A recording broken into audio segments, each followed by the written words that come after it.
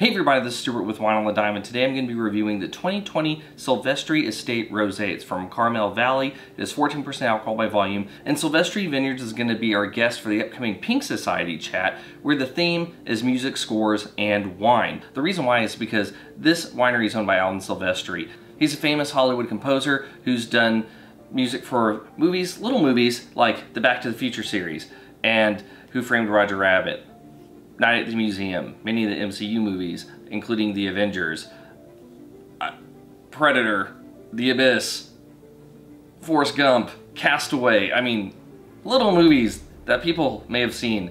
So it could be a really interesting night because, I can't remember the last time we've had someone who's done that type of work go on the chat as a guest. So make sure you stop by this Thursday at 8 p.m. Central Standard Time, and on Twitter search hashtag Pink Society, and you can just join. Use the hashtag, find what we're talking about, use the hashtag if you reply, and join in on the chat. We'd love to have you. Now, enough of that, let's get into this wine.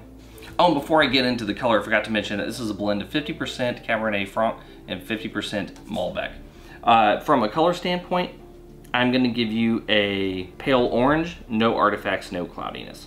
All right, on the nose, interesting, it's kind of like, the first notes I'm getting are kind of like a blend between notes you would expect from a white wine and notes you would expect from a rosé. And what I mean by that is, I'm getting a red apple, I'm getting a little bit of a pear, but I'm also getting this red cherry, some raspberry. There's a touch of like a orange oil, orange peel type note going on. There's also like a interesting effect, and I know it's the alcohol, but with some of those aromatics, it reminds me of like white pepper on the palate, where it kind of has this little bit of a burn. So the alcohol is a little bit present on the nose, but it also adds like an aromatic element when kind of mixed in with things. I'm getting a touch of a green herb.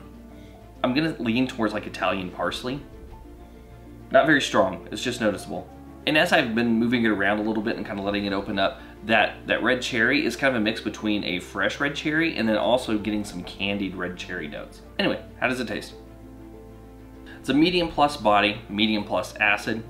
The finish is going on for a while, so I'm gonna have to come back around to that after I say some other stuff. Alcohol, even though it's at 14%, which is borderline high, still tastes medium. The intensity on the palate is, pronounced.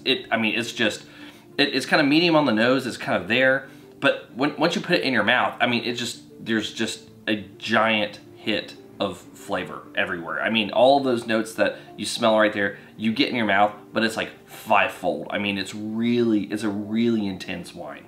And in terms of that intensity, like I said, the alcohol tastes medium, but the alcohol actually does have an element of itself in here. So as you're kind of moving things around, you're kind of gonna get this fruit hit, and then it kind of like a warming as it's moving into like that next flavor as you're experiencing it on the palate. So the alcohol doesn't just kind of sit back and just be an element here. The alcohol is actually playing an active role on the palate experience for this wine. And I just let it keep going while I was talking. The finish, it has a long finish. And the thing about that is that I can't remember the last time I had a rosé that had a long finish. I timed it on my counter, on my camera, 72 seconds.